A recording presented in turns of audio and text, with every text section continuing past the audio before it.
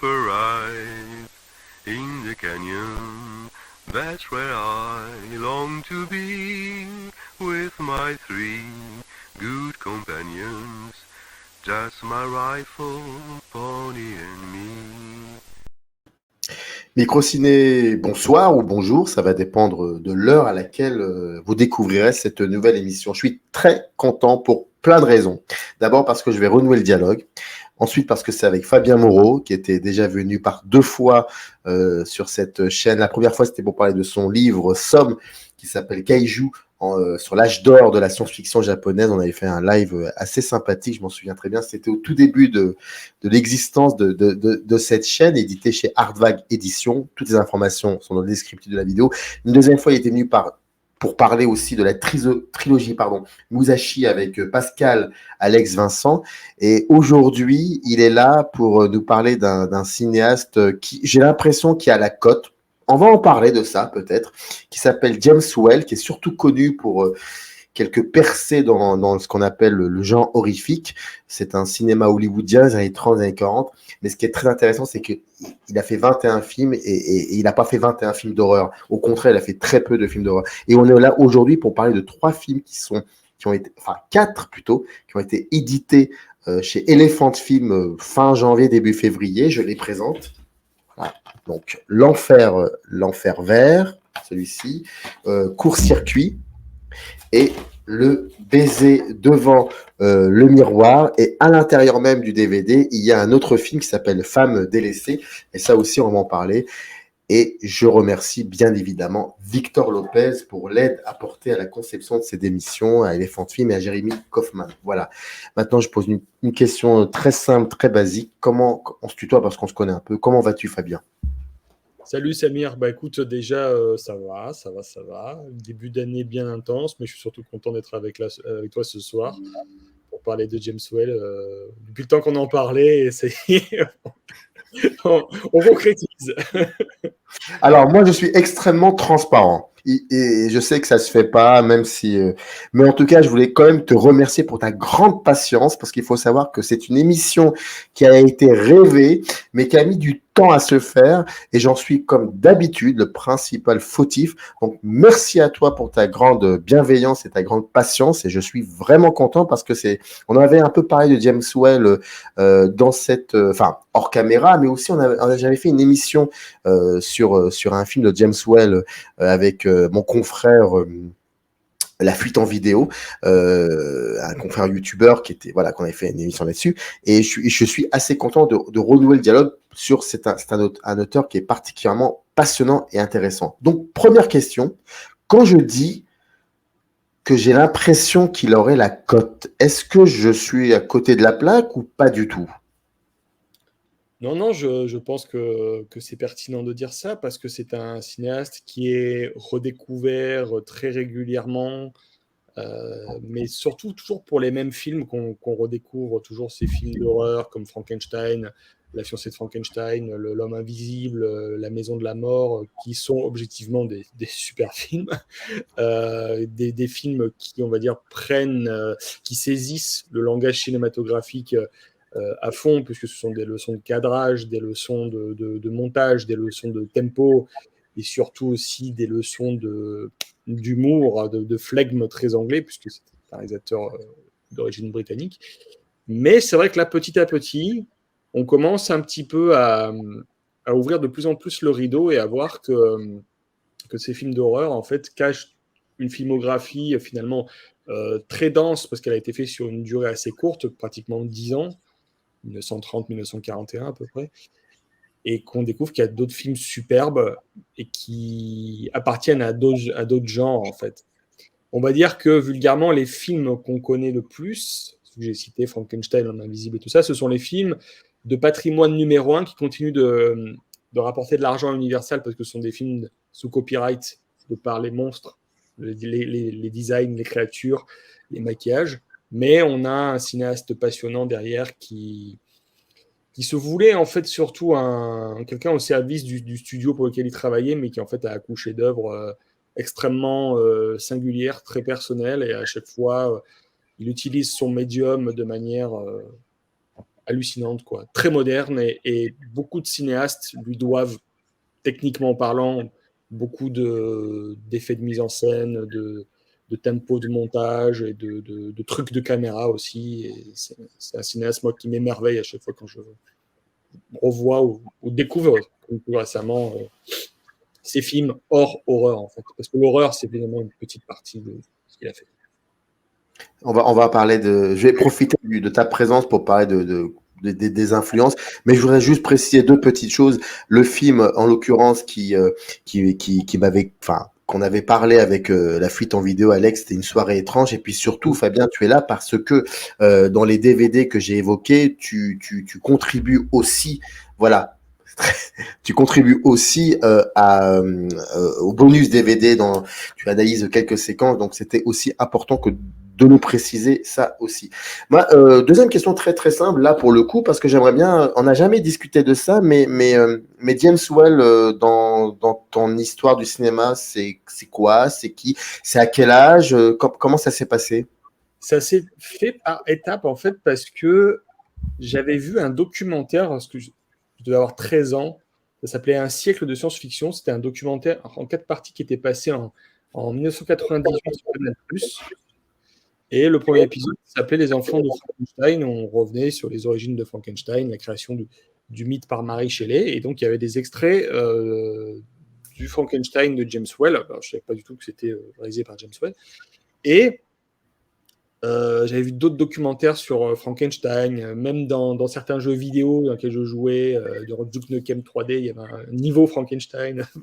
Et je me suis dit, il y a un truc qui m'appelle vers ces mythes. Et en fait, un jour, je vais dans un festival de bande dessinée, donc à Soliesville, dans le Var, toujours la même année, 98. Et là, je tombe sur ça. Ah oui, Ça, d'accord. qui est une adaptation en comics du Frankenstein de James Whale, en fait. Universal avait commissionné donc Dark Horse à l'époque pour faire des adaptations de leurs films. Et donc Dan Bové, l'auteur de cette BD, donc là c'est de la peinture en l'occurrence, il a reproduit le film plan par plan. Mais vraiment plan par plan, c'est comme un storyboard ultra détaillé du film en couleur. Et bon, bien sûr, je me suis fait spoiler tout le film parce que j'ai lu la BD d'une traite, mais c'est pas grave. Donc, en fait, j'ai vu l'adaptation comics, en fait, peinture avant le film, en fait. Mais tu n'avais pas lu le bouquin Le bouquin, je l'ai lu peu de temps après, en fait. après. Ouais. Quelques temps après. Et des fois, il y a le destin qui frappe. Le 13 octobre 1998, décidément une grande année, je commençais déjà à me mettre au film de monstres japonais. J'étais déjà familier avec Godzilla, les kaiju, tout ça. Et j'avais vu entre-temps le premier Frankenstein de la Hammer. Donc Frankenstein s'est échappé en Technicolor. Ouais. Et à l'époque, 13e rue, donc 13e rue, chaîne mythique, donc chaîne Universal, faisait chaque dimanche pour Halloween 98, donc chaque dimanche d'octobre, il passait un film classique Universal. Ils avaient passé La Momie, ils avaient passé Le Corbeau, ils avaient passé Le Wolfman, Loup-garou, et ils avaient passé Dr. Cyclops, bon, qui était un film Paramount, mais racheté par Universal. Et ils appelaient tous les mois, ils faisaient un truc qui s'appelait le 13e jour, tous les 13 du mois.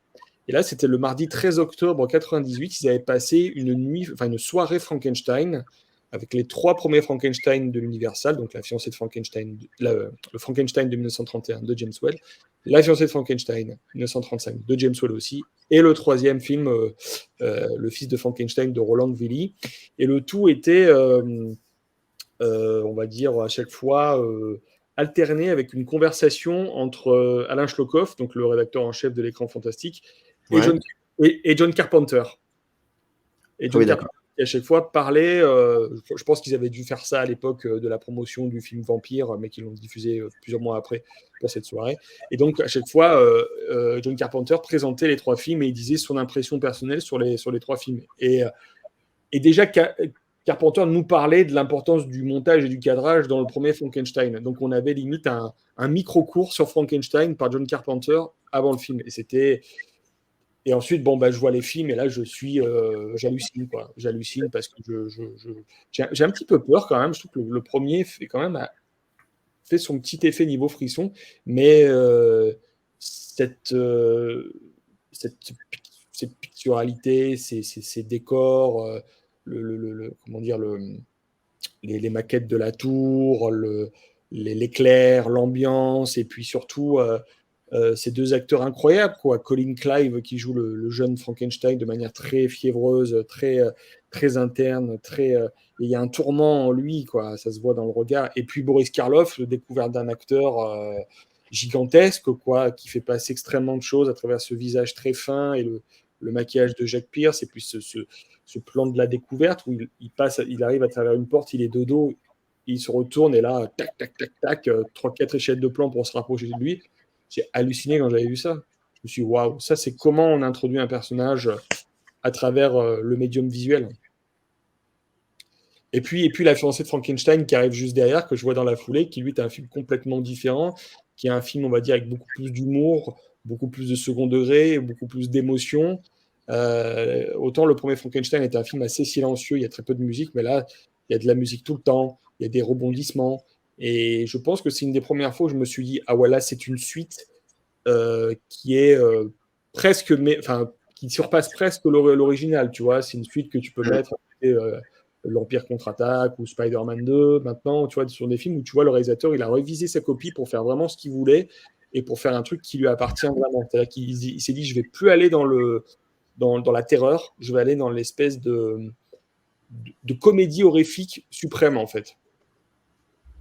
Et puis voilà, ensuite, quelques mois plus tard, je découvre L'Homme Invisible, pareil, la découverte d'un acteur, Claude Rains, à travers cette voix, et puis ces effets spéciaux de John P. Fulton avec les bandelettes comme ça. Et surtout, on s'intéresse, on veut savoir comment ça a été fait, parce qu'à l'époque, on ne parle pas d'effets numériques, on ne parle pas d'animatronique, on parle comment on découvre les effets spéciaux.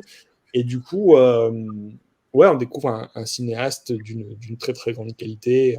Et pour le coup, je crois 1 an et demi plus tard, je voyais L'Enfer Vert Ah oui? en 2000. J'ai encore l'enregistrement cassette, qui passait sur Cinéphile, qui était devenu Ciné Classics entre-temps, avec une présentation, je crois, c'était Jean-Jacques Bernard qui présentait le film. Ouais.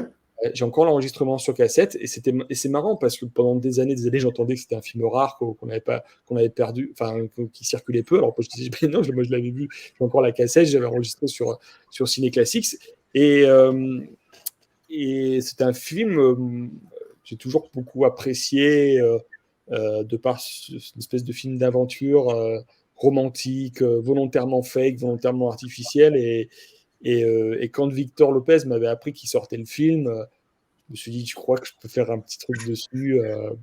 Bon, il a accepté. Et en plus, il a eu la gentillesse et l'amitié de me laisser parler un peu sur les 2 autres films, Le Court-Circuit et Le Baiser devant le miroir. Et ça a été un vrai plaisir de voir ces films-là dans cette qualité-là. Mais c'est là où je veux en venir, c'est que moi, ces films-là, je les ai découverts, hein. Je les connaissais, mais je les avais jamais vus. Et ça m'intéresse de savoir, toi, en 2000, quand tu découvres L'Enfer Vert, c'est quoi ta réaction par rapport à ce film-là tiens, pour le coup, est-ce que tu y avais trouvé des connexions avec les films d'horreur qu'il avait fait? En fait, quand j'avais lu le programme à l'époque, c'était encore les programmes papier, les magazines de Canal+, Canalsat, je voyais L'Enfer Vert de James Whale, et je me suis dit, ah tiens, c'est le réalisateur de Frankenstein, de L'Homme Invisible, il faut que je vois ça absolument. Donc je savais que c'était lui, donc je voulais voir absolument. En plus, c'était la période où moi, je commençais un peu à m'intéresser au cinéma classique et un peu à Orson Welles à cette époque-là. J'étais très branché Orson Welles. Et du coup, j'identifiais les cinéastes et je voulais voir, je saisissais l'occasion de voir les films. Et je me souviens avoir lu un autre article dans le livre Craignos Monsters de Jean-Pierre Putters, où il parlait d'un des films de momie de la Universal, la main de la momie, qui reprenait des décors de L'Enfer Vert de James Whale. Je me suis dit, tiens, James Whale a fait un film. Alors, je savais que c'était pas un film égyptien, mais que c'était un film qui parlait plutôt des temples Inca. Et lorsque je vois le film, ce qui me frappe, c'est que déjà, visuellement, c'est plus la même chose. C'est plus la même chose que ces films du début des années 30, parce que je me suis dit, tiens, c'est je sentais qu'il y avait eu un changement de régime, mais au niveau d'Universal. Je me suis dit, tiens, la direction artistique est différente, le logo est plus le même. Je sens qu'il y a quelque chose qui a changé. Mais ce qui me frappe surtout, c'est cette espèce de distribution incroyable avec George Sanders, Douglas Fairbanks Jr., Vincent Price, qui était un acteur que je connaissais, forcément que j'adorais déjà. Incroyable. Il y a Vincent Price chez James Whale. Ça me semble complètement incroyable. Et puis, je pense que j'ai été complètement séduit par le film qui avait cette ambiance. Effectivement, il y avait ces décors de temples détruits, ces temples antiques et tout. Mais ce qui m'a plu, c'était finalement le côté presque pièce de théâtre dans une jungle de studio, quoi. Et je sais pas pourquoi, l'artificialité du film m'a vraiment parlé. Et je pense que j'y allais pas en voulant voir un truc réaliste ou authentique. Je pense que je voulais voir quelque chose sûrement d'un petit peu studio. Mais je ne savais pas du tout à l'époque que le film avait cette réputation complètement exécrable, qui était considéré comme un des pires films de l'époque, en fait, quand c'est sorti. Je savais pas du tout ça, en fait. Il y a de cela. Dans le DVD Blu-ray du baiser devant le miroir, il y a, si je me trompe pas, oui, il y a un petit livret qui est rédigé par notre ami Denis Rossano, qui est déjà venu aussi chez Microciné, que d'ailleurs je salue. Et dans ce livret, il dit un moment, alors je suis pas là pour te demander si tu vas le contredire ou pas. Pas du tout. On est dans la conversation, bien évidemment. Il dit qu'il y a 4 aspects pour comprendre un peu le cinéma de James Whale et d'autant plus les films qui ont été édités chez Elephant. Il y a le fait qu'il soit britannique, parce que ça, voilà, c'est pas un cinéaste américain, c'est un cinéaste anglais. Premièrement, le fait qu'il ait participé à la Première Guerre mondiale. Troisièmement, le fait qu'il a des origines, qu'il vient d'un milieu pauvre, extrêmement pauvre. Et quatrième et non des moindres, qu'il soit homosexuel. Et ça, c'est en posant la question, est-ce que ça voudrait dire que c'est un cinéma homosexuel ou pas? Mais je crois que Denis, à un moment, finalement, dit non, faut pas trop réfléchir sur ça parce que sinon on part dans autre chose. Mais voilà, il y a ces quatre aspects-là. Alors, je ne te demande pas de me dire s'il a raison ou pas. Là n'est pas mais c'est intéressant de savoir qu'est-ce que tu en penses de ça par rapport, pas forcément par rapport aux films d'horreur. Restons sur les films qui nous réunissent aujourd'hui, c'est-à-dire les films que j'ai nommés. Est-ce que c'est vraiment, il y a quelque chose de cet ordre-là? Alors, moi je partage totalement l'avis de Denis sur les 4 points, de façon, notamment le fait que l'homosexualité n'est pas un thème dans ces films, dans la mesure où il faut casser l'idée que James Whale était un auteur. Hein. C'était avant tout quelqu'un qui travaillait pour les studios et qui aussi prenait les projets qu'on lui proposait. Des fois, il y avait des projets qui se distinguaient plus, qu'il avait vraiment envie de faire, comme Showboat, sa grande comédie musicale, par exemple. Mais je suis d'accord avec les 4 points. Mais vraiment, au-delà d'être d'accord, c'est que c'est factuel, en fait. Donc, du coup, Denis, à fond, quoi, complètement. Mais c'est vrai que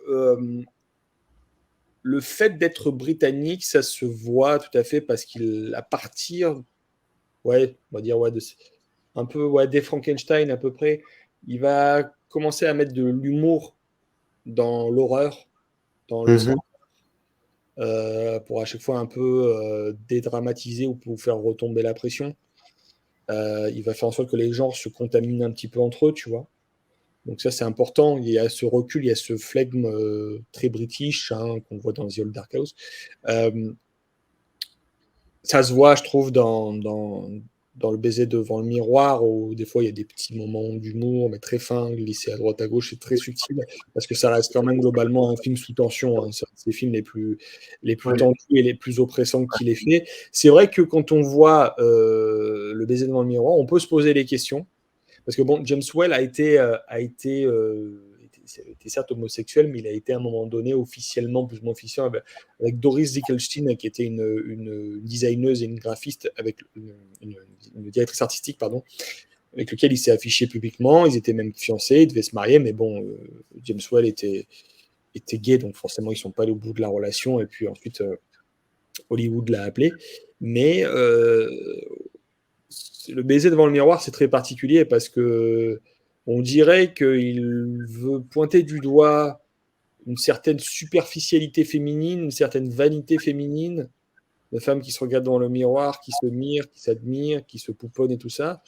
Et de l'autre, on voit des maris un peu vieillissants, un peu esselés, qui, comme ça, s'emparent de leurs femmes, qui les conceptualisent, qui veulent les garder pour eux. Et on ne sait pas finalement de quel côté il est, s'il prend un côté. On ne sait pas vraiment, en fait. Toute l'ambiguïté du film réside là. À tel point que dans le commentaire, je me demande si au final, il n'est pas du côté des femmes de ménage du tribunal que tu vois à la fin, en fait. Alors qu'en fait, fondamentalement, James Whale, il n'aime pas la pauvreté. Effectivement, il est issu de cette ville qui s'appelle Dudley en Angleterre, qui était, elle faisait partie de ce qu'on appelait le Black Country, c'est-à-dire les bassins miniers, quoi, les villes minières ultra dures, ultra pauvres. Hein. On n'est pas chez Zola, mais pas loin, quoi. Et c'est une famille de plusieurs enfants chez James Whale, et c'est quelque chose qu'il gardera toujours en lui, cette pauvreté, mais qu'il voudra toujours mettre de côté. C'est-à-dire comme si c'était en lui, mais qu'il voulait s'affranchir de ça, d'où cette espèce de construction d'une identité très distinguée, très british, très, tu vois, très chu de la haute, en fait, tu vois. Et ça, c'est quelque chose que tu vois dans ces films, surtout dans Court-Circuit, où finalement, c'est l'histoire d'un valet qui se fait passer pour le prince pour lequel il travaille. Et à l'inverse, le prince, enfin le noble, lui, se tente un peu d'imiter le valet, en fait, tu vois. Il y a ce jeu comme ça d'identité et d'échange qui joue sur des rapports de classe, en fait. Mais assez bienveillant, je trouve, dans ce film-là, en fait. Ça se voit. Et puis, par moments, dans Court-Circuit, qui est une pure comédie, il y a des moments horrifiques. Quand à un moment donné, ils vont prendre comment il s'appelle, Paul Lucas et Lida Landi vont dans le manège, Oui. On voit des enfants qui font Mardi Gras, mais ils ont des masques de monstres, ils ont des masques d'éléphants déformés. Et à un moment donné, Marie, elle tombe face à une version masquée d'elle-même, en fait, comme si c'était son double monstrueux. En fait, c'est très bizarre, avec un montage de plus en plus rapide, de plus en plus angoissant, avec des visages comme ça, un peu déformés, un peu patibulaires. Et vers la fin, à un moment donné, le majordome se fait coincer contre un mur par un mari éconduit. Et il y a un plan très furtif où on le voit coincé entre deux bougies, comme si c'était la créature de Frankenstein planquée contre un mur, calée contre des électrodes. Donc ça, c'est intéressant. Après, en ce qui concerne l'homosexualité, c'est pas vraiment un thème de ces films. Ça l'était pas à l'époque. Ce n'était pas un sujet pour lui, en fait. Et même c'était pas un sujet dans la vie pour lui, c'était sa sexualité, c'est ce qu'il définissait, mais pour lui c'était pas le sujet de ces œuvres-là, en fait. Quant au sujet de la Première Guerre mondiale, c'est toujours plus ou moins là en filigrane, je veux dire, d'une manière ou d'une autre, à travers un décor, à travers une toile peinte, à travers un ciel sinistre, à travers un arbre décharné. Il y a ce souvenir de la tranchée, je pense, qui reste peut-être, et qui reste là, et qui se débloque des fois de manière consciente ou inconsciente, en fait. Alors, c'est stylisé, c'est très beau, mais c'est Bill Condon qui fera superbement ça dans ce film, où à un moment donné, on voit des flashbacks et des souvenirs, on voit James Whale dans les décors de Frankenstein, qui se mêlent aux tranchées et à ses amis soldats qu'il a vu mourir sur le front, en fait. C'est intéressant ce film, on en parlait, on en parlait, bon là, on balance la cuisine, les secrets quoi de cette émission-là, les coulisses de cette émission-là. Je te disais sur un message vocal que c'était un film qui étrangement m'intéressait. Je trouvais pas force. Alors je disais étrangement parce que je ne lui trouve pas une mise en scène intéressante. Mais il y a des choses qui m'avaient assez intéressé à l'époque, et c'est très étrange parce qu'en plus de cela il y a il y a cette espèce de légende urbaine comme quoi il aurait, enfin, qu'il y aurait un truc autour de la mort de James Whale, parce qu'en fait, il a été retrouvé dans sa piscine. Finalement, il s'est suicidé. Et il y a toujours un truc. Et puis, en fait, le film dont tu parles, c'est God of Monsters, je crois. Gods and Monsters, ouais, Voilà. Bill Condon, voilà. Et en fait, c'est les derniers jours comme ça de. Et puis finalement, James Whale qui est joué par Ian McKellen, donc voilà. C'est les derniers jours de la relation entre lui et et la personne qui se. Comment on appelait ça déjà, les pool boys, voilà. Oui. Joué par Brendan Fraser. Donc c'est très étrange en plus que voilà. Mais ce que je trouvais intéressant, c'est que le cinéaste finalement se réapproprie ce mythe-là. On a parlé du mythe de Frankenstein, le mythe des gens horrifiques, et donc c'est devenu un mythe, le personnage de James Whale, et c'est ça que je trouvais finalement intéressant dans ce film avec le recul. Si vous avez l'occasion de le voir, oui, courez-y parce que c'est intéressant. Voilà. Et c'est intéressant. Bon, après, toute l'histoire avec le jardinier n'est pas forcément vraie, forcément. Oui, voilà, c'est ça. Mais ça peut être intéressant. Voilà. Faut pas y chercher une véracité. C'est différent. Le biopic est plus intéressant quand on raconte la légende, hein, des fois, en mode Liberty Valence. Hein. Voilà, c'est ça. Voilà. Décidément. On y revient. Mais en fait, ce qui est intéressant avec ce film, là, je fais une légère digression, c'est que c'est un film qui a été réalisé en 1998, juste avant que Universal finalement ne relance ses monstres avec des films comme La Momie, comme Van Helsing et tout ça, et que Brendan Fraser soit à l'époque le porte-étendard de cette résurrection de monstres. Donc c'est comme s'il fallait rendre hommage au maître, enfin en tout cas en termes de tempo, de timing, rendre hommage un peu au maître, au père fondateur, avant de réactualiser les monstres à l'ère du numérique, en fait. Je trouve ça intéressant comme timing, en fait. Est-ce que tu peux nous expliquer un petit peu ce qu'il a représenté, James Whale, avant qu'on parle des films, ce qu'il a représenté, James Whale, dans ce qu'on a appelé le cinéma hollywoodien? Alors, pardon, excuse-moi, j'ai quand même oublié de préciser une chose qui est très importante. Les 4 films qui nous réunissent aujourd'hui sont donc Le baiser devant le miroir qui date de 1933, L'Enfer vert de 1940, c'est l'un de ses derniers films, si je pense même l'avant-dernier film, je crois, si je ne me trompe pas. Son avant-dernier long métrage. Voilà, c'est ça. Long métrage, oui. Femme délaissée qui date de 1938, et encore Femme délaissée, on va en parler, enfin, oui. C'est très particulier. Et Court-circuit, cette comédie qui date de 1933. Voilà. Et donc, James Whale, qu'est-ce qu'il représente dans l'histoire du cinéma hollywoodien de cette période-là, avant qu'on commence à parler des films? Pour reprendre un petit peu, remonter légèrement en arrière, il faut savoir que c'était avant tout un acteur et un réalisateur de théâtre. Hein. C'était un metteur en scène de théâtre anglais, donc qui s'est fait connaître par plusieurs pièces plus ou moins efficaces, plus ou moins réussies. Mais pour faire court, la pièce qui l'a vraiment révélé, qui l'a fait exploser, c'est une pièce qui s'appelle Journey's End, donc la fin du voyage, et qui a été écrit, donc l'auteur de cette pièce, le dramaturge, c'est R.C. Sherriff, un dramaturge anglais, qui raconte l'histoire d'un groupe de soldats anglais sur les tranchées. Mais en fait, tout le récit se passe dans le bunker souterrain, dans l'abri anti-obus, en fait. Donc, à chaque fois, on les voit aller venir dans cet abri souterrain, et à chaque fois, ils font le bilan de la guerre, le bilan des tranchées, et puis, il y a les réminiscences de la famille, tout ça, etc. Et cette pièce-là a connu différentes incarnations, différentes itérations en Angleterre, à tel point que James Whale a reçu un coup de fil pour venir travailler à Hollywood et réaliser l'adaptation de cette pièce, en fait. Mais il me semble que je ne sais plus si c'est avant ou après, c'est la même période. Il est commissionné pour réaliser des scènes des Anges de l'Enfer d'Howard Hughes.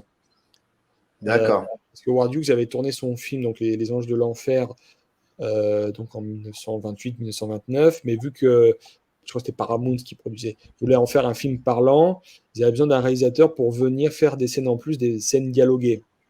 Et du coup, James Whale est venu faire ces scènes-là, en fait. Et du coup, pour lui, ça a été un peu compliqué parce qu'apparemment, il ne s'entendait pas du tout avec Jean Harlow, qui, selon lui, était vraiment la pire actrice de l'époque, en fait. La fameuse blonde platine. Voilà. Ouais. Toujours est-il que donc il fait son adaptation en film de Journey's End, qui est une production anglo-américaine.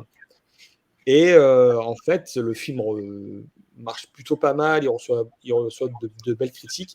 Sauf qu'en même temps, il y a À l'Ouest, rien de nouveau de Lewis Milestone qui sort. Donc, qui est vraiment pour le coup le grand film sur la Première Guerre mondiale, cette grande épopée humaniste de soldats allemands qui vont découvrir la tranchée et le désenchantement. C'est ce film-là qui a plutôt attiré l'attention que le film de James Whale, en fait. Et c'est logique parce que c'est le film que tout le monde attendait à tel point qu'il a eu l'Oscar du meilleur film. Donc à l'Ouest, rien de nouveau. Mais néanmoins, il a été repéré par les gens qui était un film Universal, hein, à l'Ouest, rien de nouveau. Et du coup, il a quand même été repéré par les patrons d'Universal, donc Carl Laemmle et Carl Laemmle Jr. Ils ont dit à ce mec-là, ce réalisateur-là, il est intéressant, il faut qu'on le fasse venir chez nous, en fait. Et donc, en fait, c'est vrai que ça a été un des premiers cinéastes à s'occuper du sujet de la Première Guerre mondiale. Vraiment. Puisqu'après la fin du voyage, il réalise un film qui s'appelle Waterloo Bridge, qui est un film sur une prostituée américaine qui s'installe en Angleterre. Et en fait, c'est pendant la Première Guerre mondiale, en fait. Elle tombe amoureuse d'un jeune soldat, qui tombe amoureux d'elle aussi, mais en fait, elle ne peut pas forcément se rapprocher de lui de par son métier. Voilà. Mais James Whale, comme beaucoup de cinéastes, donc, il est sous contrat. Là, pour le coup, il est sous contrat avec Universal, pour lequel il va pouvoir réaliser plusieurs films. Et c'est vrai que Frankenstein, c'est son premier vrai carton commercial, en fait. Parce que l'Universal avait produit Dracula quelques mois plus tôt, qui avait été un très gros succès. Mais Frankenstein a vraiment, on va dire, lancé véritablement ce cycle de films de monstres parlants d'Universal. Surtout, il faut savoir que le box-office, à l'époque, ça marchait ville après ville. Hein. Les films voyageaient. Hein. Ce n'était pas des sorties, en même temps comme nous, on a toujours connu, en fait. Tu vois. Là, c'est vraiment, généralement, ça commençait soit à New York, soit à Los Angeles. Puis ensuite, ça se répandait sur plusieurs mois, voire même plusieurs années. Hein. En fait, il prend tous les genres, qu'on peut lui proposer. Il réalise The Inpatient Maiden, qui est un film de médecin, un film d'infirmier. On pouvait le voir pas mal à l'époque. Hein, même William Wellman, je crois qu'il en avait fait un aussi. Et puis, The Old Dark House, c'est vraiment, là, c'est le film, c'est son deuxième vrai film d'horreur. Là, il va commencer à amener de plus en plus de techniciens anglais et d'acteurs anglais pour travailler avec lui, en fait. Chose qu'il avait déjà fait sur Frankenstein, hein, avec Colin Clive, qui était la vedette de Journey's End au cinéma, Boris Karloff, acteur anglais aussi. Donc, du coup, il va de plus en plus amener cette sensibilité british au cœur du cinéma hollywoodien, même certains techniciens avec lesquels il a l'habitude de travailler, il va les imposer sur des postes clés. Enfin, en tout cas, il va pouvoir les mettre sur des postes clés. Et c'est vrai que les films vont avoir des succès différents. Genre, par exemple, Baiser devant le miroir, ça a été un échec. Adaptation d'une pièce de théâtre qui avait du succès. Je crois que c'est adapté d'une pièce de théâtre, il me semble. Je revérifie. Mais il me semble que c'est adapté d'une pièce de théâtre. Oui, c'est ça. C'est adapté d'une pièce de théâtre. Mais en fait, le film n'a pas marché. Et à chaque fois, il jouait sa carrière à ça, hein, sur des séries d'échecs et de succès, ou même de réception critique. L'Homme Invisible, ça reste son autre grand succès. L'Homme Invisible, c'est bon, voilà, il faut que tu refasses un film de créature, un film d'horreur. Donc, L'Homme Invisible, pourquoi ça a marché? Parce que c'était encore ces grands films fantastiques à succès. Il y avait des défis techniques avec les effets spéciaux, et puis même c'était H.G. Wells, donc forcément les gens ils étaient attirés par le sujet. Et puis il ne faut pas se mentir, hein, le cinéma d'horreur attirait tout simplement les gens, hein, aux grandes dames des critiques, aux grandes dames des censeurs. C'est un genre qui a toujours attiré le public et qui générait beaucoup d'argent à une époque où les studios, on est en 1933, la crise économique elle est bien là. Les studios le centre, et à chaque fois, les studios, en fin d'année, ils sont tous presque au seuil du dépôt de bilan, tu vois. Donc à chaque fois, il y a des films comme ça, comme Frankenstein ou King Kong pour la RKO, tu vois, qui d'un coup réinjectent un peu d'argent dans les caisses. Et le moindre échec, ça pardonne pas. Ça pardonne pas. Mais c'est vrai qu'il a aussi fait pas mal de films. Alors, Le baiser devant le miroir, mais aussi One Man River, qui était un film de procès sur fond de dispute conjugale, qui va beaucoup aborder des notions de conflit, des notions dans les films de procès. Il va aussi faire pas mal de films, de comédie dans le monde de la bourgeoisie, le monde de l'aristocratie, comme Court-Circuit, où là, il côtoie presque Lubitsch en termes de rythme et en termes de thème. Exactement.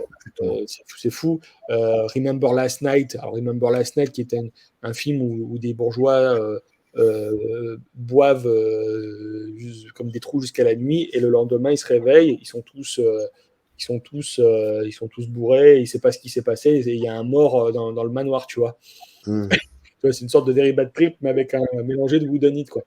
Et c'est vrai que quand il fait la fiancée de Frankenstein, c'est aussi par nécessité commerciale, parce qu'Universal dit, bon, quel a été notre plus gros succès dans le genre horrifique? C'est Frankenstein. Donc, on va faire une suite à Frankenstein, chose qui ne se faisait pas à l'époque. On faisait rarement de suite de succès, donc c'était une expérience déjà en soi. Après, c'est vrai que venant du théâtre, il a saisi l'opportunité de réaliser... est-ce que je l'ai avec moi? Ouais, c'est bon, là, je déroule. Showboat, qui est l'adaptation de la célèbre comédie musicale. Et il y a eu plusieurs versions de Showboat, et la version de James Whale, c'est celle qui fait autorité et qui est vraiment un film somptueux.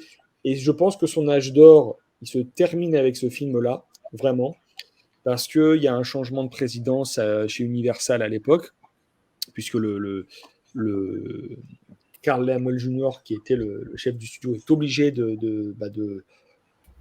vendre le studio, et du coup, il y a une nouvelle direction qui arrive. Et il faut savoir qu'à un moment donné, James Whale est pressenti pour réaliser la fille de Dracula, donc la suite du Dracula de Todd Browning, qui voyait comme un film assez énorme, avec une origin story de Dracula, avec une scène d'orgie dans un château et tout ça. Et là, ils ont dit non, on ne peut pas faire ça, il faut le faire en mode série B.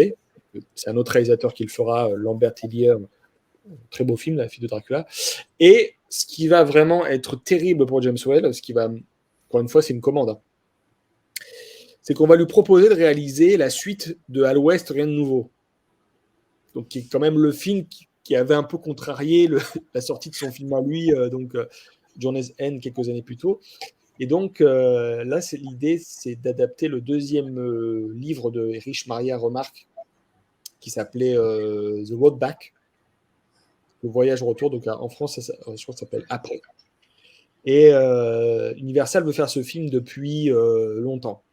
Mais à chaque fois, le scénario n'est jamais conforme, ça va pas, c'est trop violent, le code ACE passe dessus, tout ça. Bon. Et en 1936-37, on lui confie le film, pendant qu'il y a ce roulement chez Universal. Donc il y a un film quand même qui parle des soldats qui reviennent au pays, des soldats allemands qui reviennent au pays et qui doivent subir leur défaite, ils vivent des post-traumatiques, des stress post-traumatiques, ils vivent des déceptions familiales, des déceptions amoureuses. Donc on montre les soldats allemands sous leur angle le plus humain et le plus faible. Et là, à l'époque, il y a l'ambassadeur nazi aux États-Unis qui dit attendez, vous n'allez pas sortir un film où vous montrez mes compatriotes en mode défaite quand même. Parce que Hitler est au pouvoir depuis 4 ans déjà. Et donc, panique chez Universal, donc ils vont remonter le film, ils vont s'aborder le film et tout ça. Et ça va très mal se passer entre James Whale et Charles Rogers, qui est le nouveau directeur du studio. Et Charles Rogers dit à cette époque-là, écoute, c'est simple, maintenant, on va faire un cinéma purement familial et aseptisé. On va faire que des comédies musicales avec la petite Dana Durbin. Les films d'horreur, on arrête. Les films sordides, on arrête. Donc, stop, on arrête tout, quoi. Et surtout que les films d'horreur commençaient à être censurés. Alors, il y a le code ACE, mais les films d'horreur étaient censurés en Angleterre à cette époque-là, qui était un autre marché très important pour Universal sur ces films-là. Et du coup, il n'y avait plus de marché pour les films d'horreur. Et du coup, vu que James Whale s'est plus entendu avec la nouvelle direction d'Universal, il a dû partir. Cependant, il a fait des films pour d'autres studios, tout en revenant régulièrement à Universal parce qu'il y avait une clause contractuelle qui disait qu'il devait réaliser encore tant de films pour le studio. Sauf qu'à chaque fois, bah, on lui confiait non plus des films de prestige comme Showboat. On lui confiait à chaque fois des films de série B ou de seconde partie de programme, tu vois. Hmm. Comme Femme délaissée, donc, qui est un remake du baiser devant le miroir, mais raconté d'une autre manière. Mais c'est ça, comment il a fait pour finir par, pour le coup, faire je veux pas dire le mot sera baissé, mais connaissant un peu ce qu'il a été, ce qu'il est, et comment il voyait le cinéma, ou l'art même en général, comment il a pu accepter de faire ce genre de remake. En fait, ce qui est intéressant, c'est que quand tu vois les autres films qu'il faisait pour les autres studios, donc que ce soit Warner, United Artists ou MGM, à chaque fois, il réalisait des films de prestige, hein, que ce soit L'homme au masque de fer, quand même, Ouais, parce que le ça, masque c'est de un très fer. bon film. Bon, ça, c'était une production de Edward Small, donc qui faisait que des films de KPDP, mais quand même production de prestige. Il avait fait un film pour Warner qui s'appelait The Great Garrick, qui est un film qui raconte l'histoire d'un acteur anglais du XVIIIe siècle, un grand acteur anglais qui va en France pour se perfectionner avec les grands acteurs français et tout ça, qui est une sorte de The Old Dark House de la comédie, puisque tout se passe dans une Mhm. auberge sur une seule nuit, donc un film assez prestigieux. Et surtout, il a fait une adaptation de la trilogie de Pagnol pour la MGM.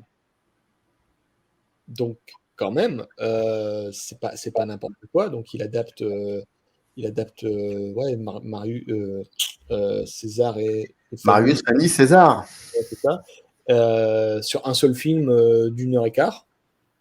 Voilà, donc ça reste très bien fait, mais voilà. Donc, et c'est vrai que bah, c'est chez Universal, bah, voilà, comme pour le punir de sa défiance, on lui a dit en fait, tu vas réaliser que des films de série B, des films comme Sinners in Paradise, qui est une espèce de film de naufragés, donc Femme délaissée, et puis L'Enfer Vert aussi, qui était un peu la punition suprême parce que c'était considéré comme un des pires scénarios de l'époque. Mais quand même, à chaque fois, il les faisait. Mais en fait, c'était qu'il était vraiment dans les petits papiers de la précédente direction d'Universal. Ouais. C'était vraiment l'un des protégés de Karl Laemmle et de son fils, surtout du fils Laemmle, avec qui il s'entendait très très bien. Mais à partir du moment, bah, c'est comme tout dans la vie, des fois il y a des changements de régime qui font que bah, tu deviens du jour au lendemain un élément perturbateur et une personne sur laquelle tu deviens gênant en fait. Et ça s'est vu, hein, parce que dès qu'Universal a relancé Frankenstein en 1939 avec le fils de Frankenstein, ils n'ont pas fait appel à James Whale, ils ont fait appel à un autre réalisateur, un super réalisateur d'ailleurs, qui est Roland Billy, pour reprendre le flambeau. Alors qu'Universal continuait à se faire beaucoup d'argent avec le premier Frankenstein qui était ressorti en 1938 au cinéma avec Dracula et qui montrait que le film d'horreur plaisait au public. C'est d'ailleurs pour ça qu'Universal s'y est remis rapidement, s'est remis très rapidement à produire des films d'horreur et à un niveau presque taylorisé, tu vois. Mais voilà, c'est vrai qu'après, il a fait un autre film pour la Columbia qui s'appelle They Dare Not to Love, qui est un film moitié romance, moitié espionnage sur fond de Seconde Guerre mondiale pour la Columbia. Tu sens que là, il n'est plus du tout là-dedans.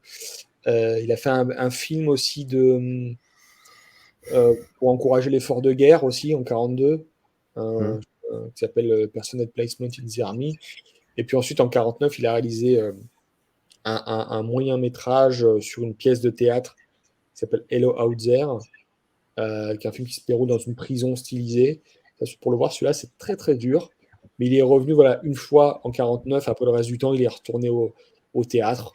Il remontait des pièces de théâtre, souvent aux États-Unis, souvent en Angleterre, peut-être des fois à Paris. Je sais qu'il a eu une période à Paris.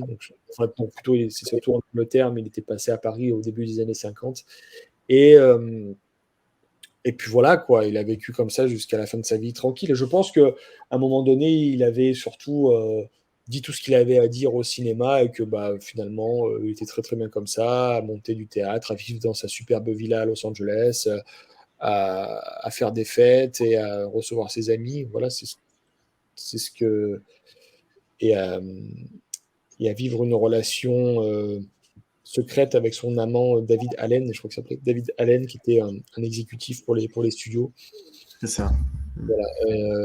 Et en fait, voilà, sa carrière aura duré grosso modo un an, une décennie, tu vois. Donc, mais à chaque fois, il tournait 3-4 films. Hein. Bah, en 33, pour le coup, il réalise Le baiser devant le miroir Ouais. et Court-circuit. Et L'homme invisible, entre les deux. Pardon? Et entre les deux, il réalise L'homme invisible. Et il réalise L'homme invisible, voilà. Mais par rapport aux films qui sont édités en DVD chez Blu-ray, DVD Blu-ray chez Elephant, il y a cette histoire-là. Et c'est quand même, enfin, Le baiser devant le miroir et Court-circuit, c'est quand même deux genres différents. Ouais. Et j'aurais voulu savoir, pour le coup, et là on parle des films qui sont édités chez Elephant, donc en plus de cela, L'Enfer vert réalisé en 40 et Femme délaissée en 38, tu parles beaucoup de la science du montage et du cadrage.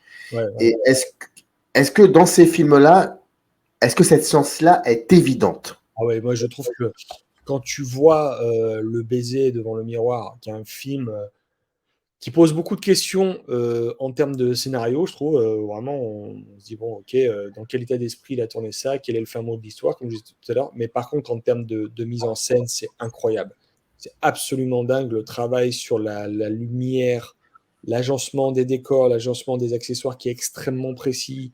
Surtout au début, il y a toute cette scène d'agencement du manoir par Walter Pigeon. Et surtout, James Whale, ce qu'il aimait bien faire, c'était faire des décors décloisonnés pour que la caméra puisse passer d'une pièce à l'autre. Ouais. Et des fois, le mur symbolique qu'il y a entre des pièces est aboli, en fait. Chose que tu vois quasiment tous ces films. Mais ça, je pense que ça vient de l'expérience du théâtre et de sa connaissance parfaite des décors du théâtre. Et dans Le baiser devant le miroir, il y a aussi des choses presque expressionnistes. Quand on voit Gloria Stuart arriver au début sur ce fond de ciel, encore une fois très menaçant, toujours pareil, échelle en 3 plans, rapprochement en 3 plans, où elle sourit en voyant un chat noir, en sachant qu'elle va mourir 10 minutes après. Il y a tout ce jeu sur les reflets, sur les miroirs très clairs, très transparents, et puis ensuite sur les d'autres reflets qui sont beaucoup plus opaques, quand les femmes se voient devant le miroir. Il y a des portes qui s'ouvrent, parce que ce sont des manoirs. Quelles sont les limites qu'on ouvre et qu'on ferme à l'autre, parce que c'est des histoires de communication.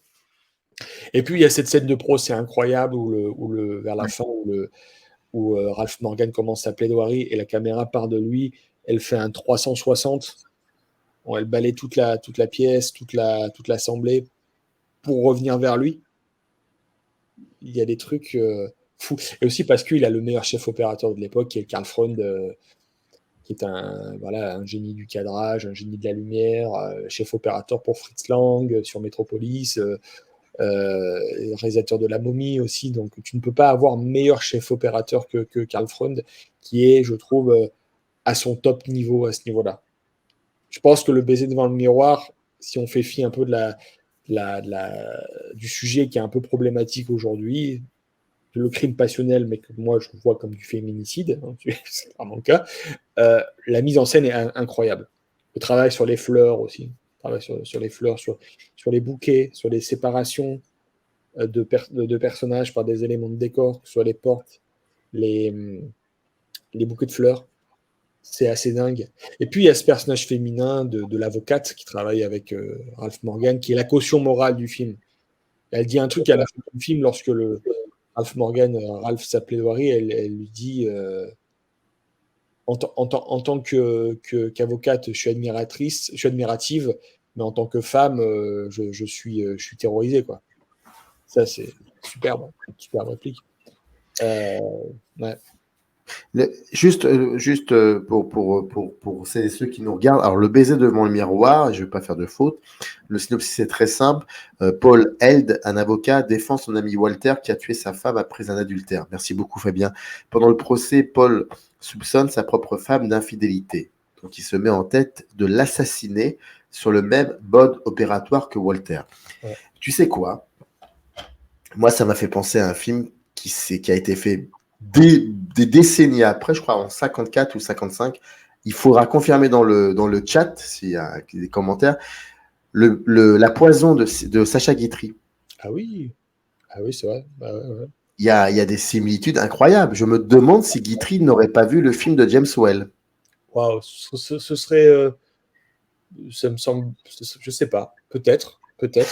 Parce que pour celles et ceux qui n'ont pas vu la poison de Guitry, alors de mémoire, c'est l'histoire d'un pauvre bougre joué par Michel Simon qui déteste sa femme et sa femme déteste son mari, et des scènes incroyables d'ailleurs, incroyables.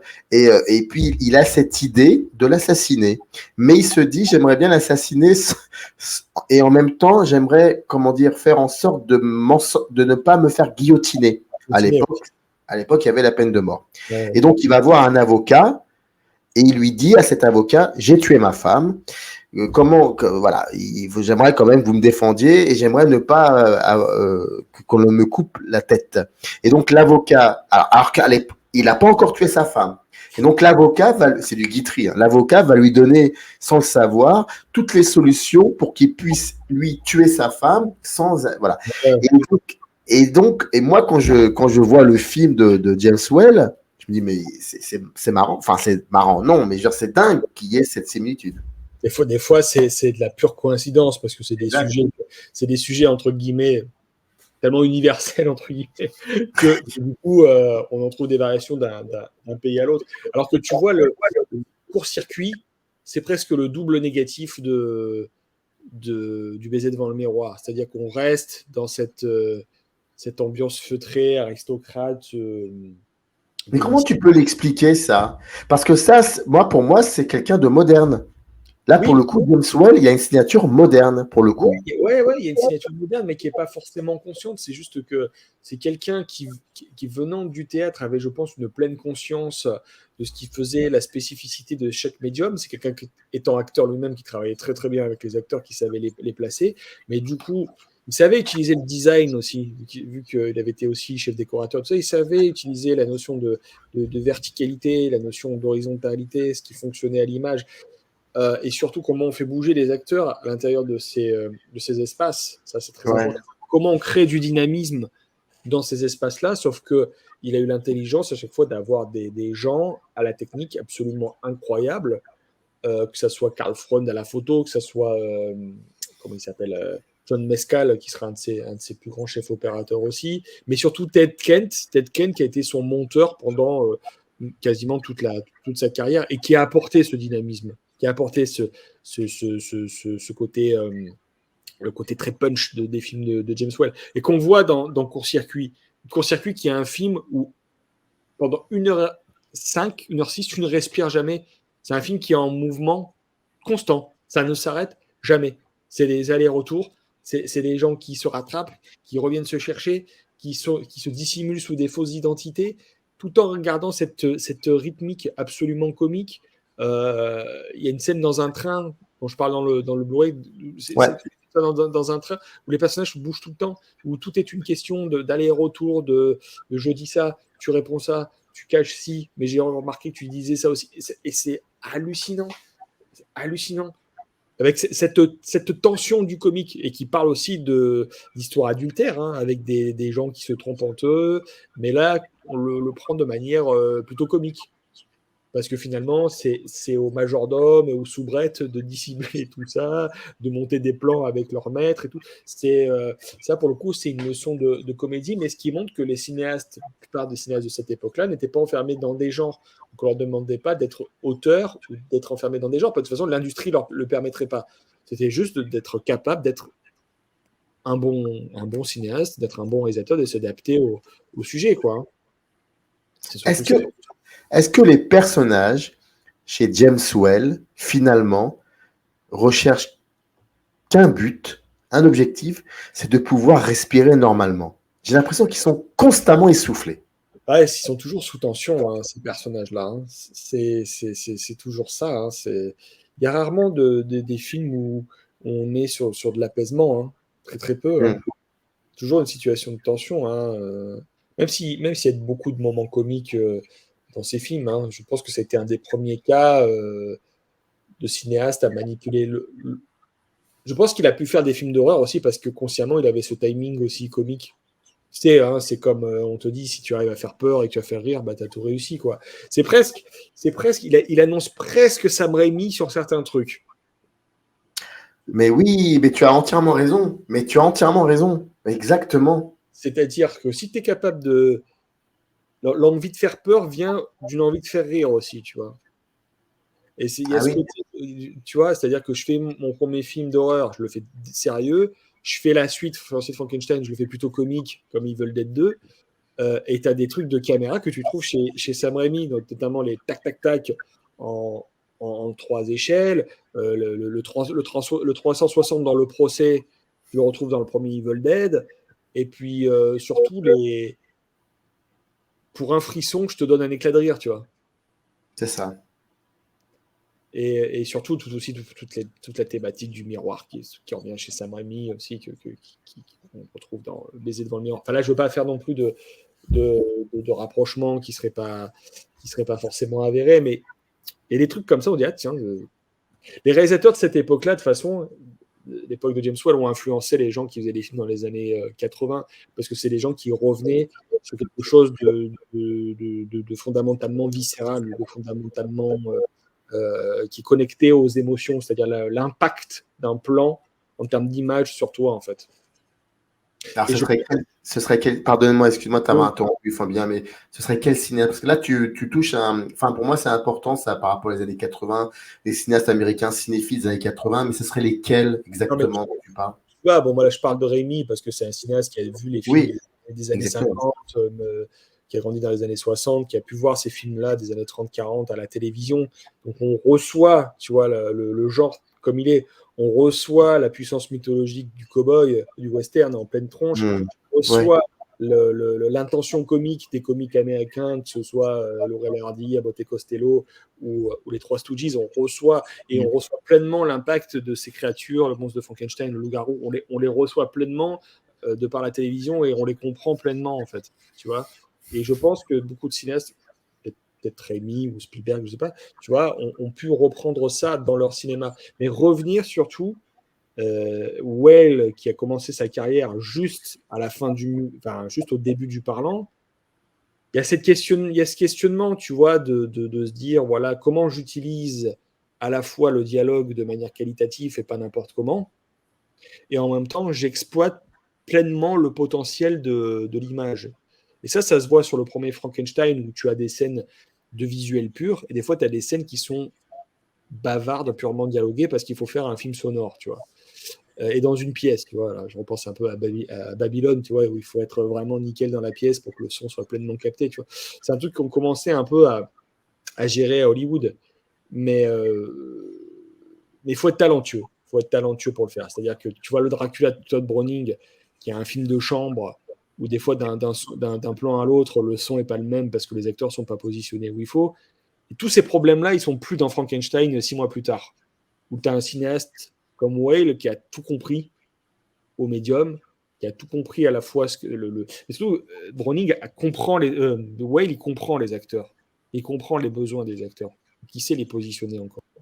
Mais il sait aussi que le public doit ressentir un choc visuel. Et ce choc visuel, il passe par le monstre, en fait. Si tu ne mets pas d'impact, si tu n'as pas si tu ne mets pas d'impact visuel sur ton public, le public ne va rien ressentir, donc il ne viendra pas au cinéma. Mais est-ce que, paradoxalement, euh, est-ce qu'on peut dire de James Whale que c'est un cinéaste? Enfin, si le cinéma avait été créé non pas à la fin du 19e siècle, mais plutôt, on va dire, dans le milieu du 19e siècle, est-ce que les films qu'il a fait, c'est, comment te dire, comment je pourrais dire ça? Est-ce qu'il y a une espèce d'empreinte comme ça liée au 19e siècle chez ce cinéaste-là? Est-ce que, parce que je n'arrive pas à concevoir James Whale évoluer, faire des films qui raconteraient l'évolution d'un pays comme les États-Unis. Bon, Non, tu vas me dire, il est britannique. Ouais, je pense pas aussi. Tu vois, la preuve, il a jamais fait de western. c'est ça, exactement. Voilà, c'est ça, par exemple. Ça veut dire que le seul moment où il côtoie un tant soit peu le western, c'est à la fin de l'Enfer Vert. Où tu vois une séquence littéralement d'assaut Mais il n'est pas à l'aise. Il n'est pas à l'aise. Non, bah non, parce qu'il la coupe, la Mais scène. oui, mais oui. Non, je pense pas que ce soit justement. En plus, il a plus tendance à explorer les tourments et le passé de ses personnages plutôt qu'à montrer une force mythologique comme le cow-boy, tu vois. Il vient pas de cette limite le background qu'il pourrait explorer, ce serait la guerre, mais à chaque fois, ce serait revenir vers un souvenir traumatique, tu vois. Mais non, ce n'est pas quelqu'un qui est structuré par une mythologie fondatrice américaine C'est ça. comme le western, clairement. Clairement, enfin, en tout cas, dans tout ce qu'il a fait, il n'y a pas de western et j'ai l'impression qu'il n'y a rien qui tendait à ça, en fait. Lui, je pense que c'était plutôt vers la comédie, le film de mœurs, c'est ça qui l'intéressait fondamentalement. Même plus que le film d'horreur. Hein. C'était vraiment des films sur les relations humaines, sur des échanges. Je pense que même la comédie il aurait pu vraiment, s'il avait eu des bons scripts et que sa carrière aurait continué, il aurait pu avoir, continuer une carrière à la Lou Beach, peut-être même, j'ai envie de dire Billy Wilder, mais peut-être qu'il aurait pu aller vers un niveau de sophistication de ce niveau-là. Mais bon, après, comme on l'a dit tout à l'heure, il avait un mode de vie qui était très personnel aussi, et puis surtout, on lui a jamais vraiment pardonné son homosexualité, puisqu'il l'assumait pleinement sans pour autant être sorti du placard, enfin, il n'a jamais vraiment fait son coming out, mais il vivait sa relation en l'assumant pleinement, et c'est très compliqué. Par contre, ce qui est intéressant, c'est de voir à quel point beaucoup de réalisateurs anglais ont suivi son modèle. C'est-à-dire des cinéastes qui sont formés en Angleterre et qui ensuite vont travailler aux États-Unis pour s'imposer pleinement, tu vois. Que ce soit des gens comme Ridley Scott, comme Christopher Nolan ou Sam Mendes. Alors, Sam Mendes, alors là, réalisateur de théâtre anglais qui va aux États-Unis et on lui dit bah, fais les films que tu as envie, tu vois, presque, tu vois. Et qui réalise un film sur la Première Guerre mondiale, quand même, 1917. Oui, 1917, ouais. Tu vois, et je crois que c'était un des premiers cinéastes anglais à montrer un peu le chemin à ce niveau-là, James Whale aussi. Le fait de se faire connaître dans son pays ou de démarrer une certaine réputation dans son pays, et ensuite d'aller à Hollywood et tenter de dompter Hollywood. Alors, c'est pas forcément comparable en termes d'époque, de budget ou de box-office, mais il y a ces trajectoires comme ça britanniques qui arrivent à aller à Hollywood et qui arrivent aussi à amener leurs acteurs et leurs techniciens jusqu'aux États-Unis. Ça, c'est intéressant. Et à se créer un cercle de comédiens et de techniciens au sein de sa carrière. Mais bon, maintenant, là, je parle de gens quasiment qui ont du pouvoir. Or, James Whale n'a jamais vraiment eu de pouvoir sur sa carrière fondamentalement, puisque les projets existaient déjà avant même qu'il s'implique dedans, tu vois. Quand tu penses que 5 ans plus tôt, il aurait été encensé pour son film de guerre Roadback, mais en 1937, pression extérieure, montée du nazisme, on lui dit non, on veut pas de ça aujourd'hui. Et on en parle, toi et moi maintenant, quelques semaines après qu'un remake de À l'Ouest, rien de nouveau ait eu plusieurs Oscars, tu vois. Le timing est intéressant. Le timing est intéressant. Je rappelle donc les 4 films: Le baiser devant le miroir qui date de 33, L'enfer vert de 40, Femme délaissée qui est une espèce de bonus caché comme ça qui date de 38 et Court-circuit qui date de 33. Ce sont 4 films, 3 DVD Blu-ray édités chez Elephant Film, et Fabien Moreau a participé en tout cas à l'élaboration des bonus DVD par le prisme d'analyse de séquences précises. En tout cas, c'était une espèce de teaser sur James Whale, parce que je suis persuadé qu'on se retrouvera, Fabien, je ne sais pas quand, d'ici 2-3 ans. En tout cas, j'espère avoir la fin de cette chaîne pour reparler de James Whale ou d'autres choses aussi, mais en tout cas, peut-être James Whale, ça sera en tout cas avec un plaisir. Bah, écoute, le plaisir sera partagé. Il y a encore plein de choses à dire. Là, en 1 heure, on a fait qu'effleurer le sujet.